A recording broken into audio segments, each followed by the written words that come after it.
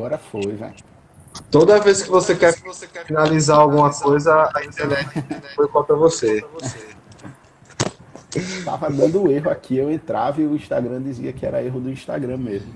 Talvez Pô, como a live estava acabando, talvez fosse esse. pode Então, crer. eu te chamei de volta para a gente finalizar, você fazer suas considerações finais. Aí, enquanto o pessoal está entrando aí, queria primeiro agradecer a participação, dizer que assim, essa semana eu tive que mergulhar e ouvir músicas que eu não ouvia há, tipo, 10 anos. Tipo, Artistas do Brasil, acho que eu não escutava na íntegra fazia uns 10 anos, né? E esse disco, Cores e Valores, ele é o disco que eu menos ouvi, né? Porque é justamente isso que você está dizendo. Você tem muita coisa saindo na mesma época, né? E aí, às vezes, ouve uma, duas vezes, aí na outra semana já tem um outro álbum, né? Eu lembro que o Criolo lançou o Convoque Seu Buda, aí todo mundo, é o disco do ano, é o disco do ano. Aí, pá, veio o Cores e Valores, né? E eu tive a oportunidade de ir ver essa turnê, né? Que aí é um outro debate que a gente deixa para outro dia, né? Que é a forma como que o show dos caras, elas passam por transformações, né?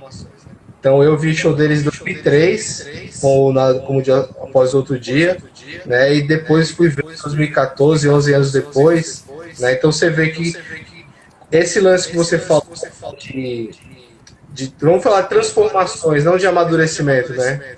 De transformações que os caras passam, né? E eles conseguem, cada vez que passa, grandes shows, né?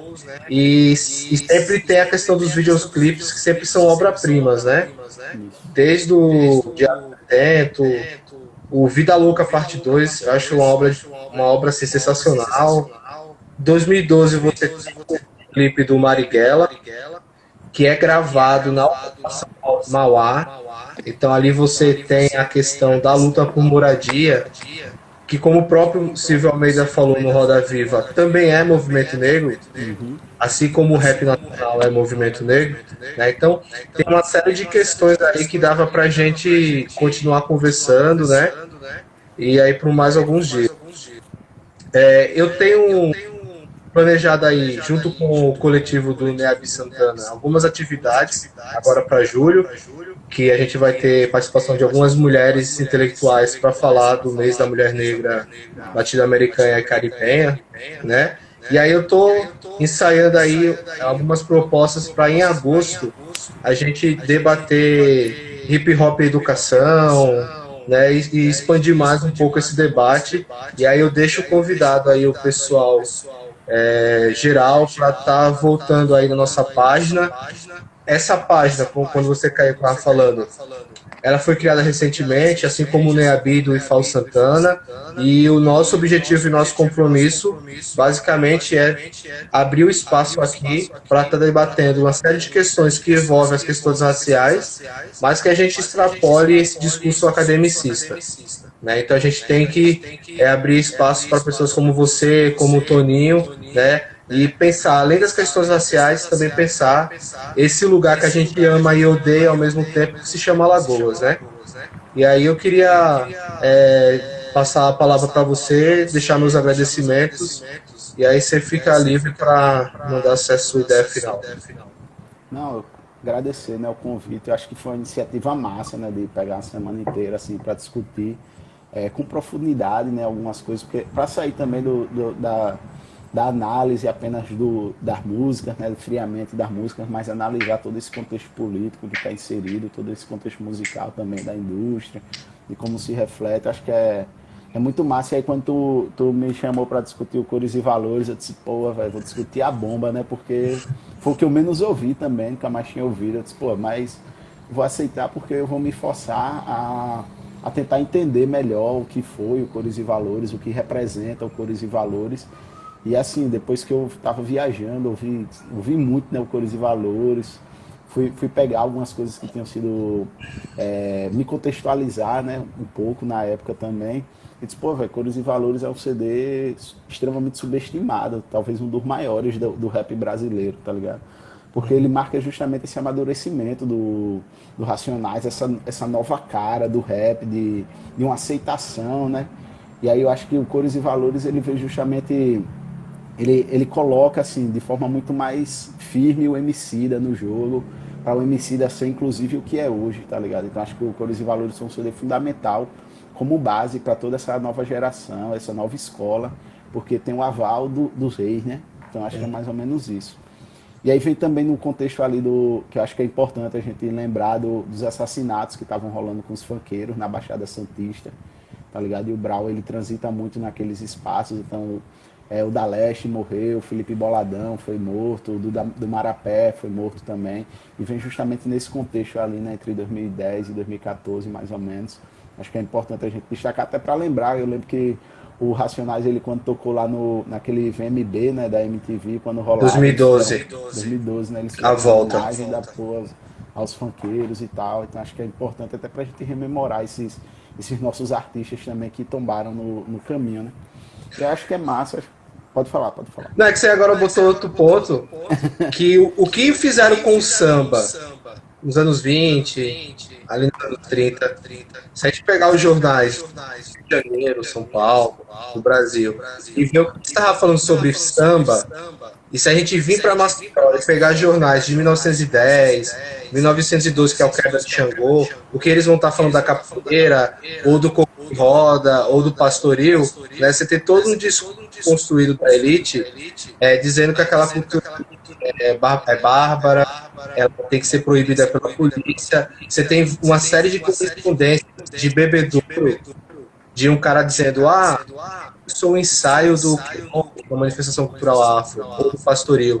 A polícia tem que tomar providência, porque não pode o cidadão de bem conviver com esses barcos. Então perceba esse discurso de sensação que está aí já há muito tempo, né? E aí a gente passa um pouco de tempo para os anos 90, né? E eu falei até isso com os outros convidados nas lives passadas, né? Você tem, o rap é o crime. Não ande com aquele porque ele tem uma camisa dos Racionais. Né? Não ande com aquele menino porque ele escuta rap, ele quer ser bandido, né? E esse ponto que você falou do funk, e que você falou dessa referência que o Brown faz, né? Inclusive vai ter uma proximidade, né? A gente vai gravar clipes aí via Condzilla, né? Então, muito desse discurso que se constrói aí, basicamente em 2010, sobre o funk, porque quando o funk em São Paulo ele vai pegar essa configuração, mais ou menos, né? Você tem uma história anterior que é longa também, mas todo esse discurso em relação ao funk, que vai ocasionar isso que a gente viu em Paraisópolis aí, alguns meses atrás, né? É uma outra faceta desse mesmo discurso que já está lá no início do século XX, né? Isso.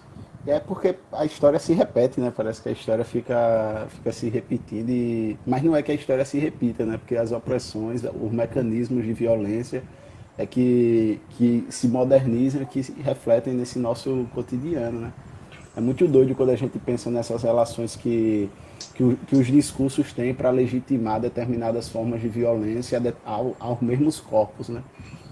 Então é muito doido pensar nisso. Acho que isso rende pra caralho. Eu não vou esticar muito porque daqui a pouco tem outra live lá na quarentena marginal. Convido o pessoal aí. Inclusive, às 7 horas a gente vai estar discutindo literatura, as representações da literatura em Maceió. E aí vão ser dois autores alagoanos, né, que escrevem, né, a partir da perspectiva de literatura marginal mesmo, tem autor-livros que a galera lançou e que faz esse debate, inclusive botando em xeque o que tem como clássico na literatura alagoana, né, e os caras dizendo mesmo essa galera é ultrapassada. Então a gente vai fazer um pouco de polêmica hoje com esses medalhões, né, esses medalhões brancos, né, da literatura alagoana. Então convidar a galera, vai ser lá no canal da Cia Hip Hop. É um livecast, né, da Quarentena Marginal. Toda sexta-feira a gente faz essa discussão lá. E hoje vai rolar daqui a pouco de 7 horas. Então vamos chegar. E já me colocar à disposição também ao Danilo, à galera do NEAB. Eu acho que é massa. Queria parabenizar, inclusive, vocês pela iniciativa de estar botando as caras para poder construir NEAB. E é importante que existam esses núcleos de discussão, né, política dentro das instituições. Eu acho que os IFES, inclusive, são vanguardas, tá ligado? Nessas mobilizações. Os secundaristas são vanguarda nessas mobilizações atualmente. Então, acho que é muito bom quando a gente expande esses horizontes, né? Eu cheguei agora há pouco de viagem e estava passando, inclusive, por Santana do Ipanema, tá ligado? Então, a gente tá muito perto. Quando acabar a quarentena, a gente vai se trombar um bocado no sertão. Vou conhecer seus alunos lá e a gente vai fazer bagunça, né? A nossa intenção é bagunçar o que está colocado. Tamo junto, valeu. Né? Valeu, Jason. Valeu essa semana. No YouTube, né? Isso, no YouTube. No YouTube, agora às 19. Vou tomar um café da tarde, daqui a pouco eu tô ligando aqui o computador. Valeu, Jason. Valeu, pessoal.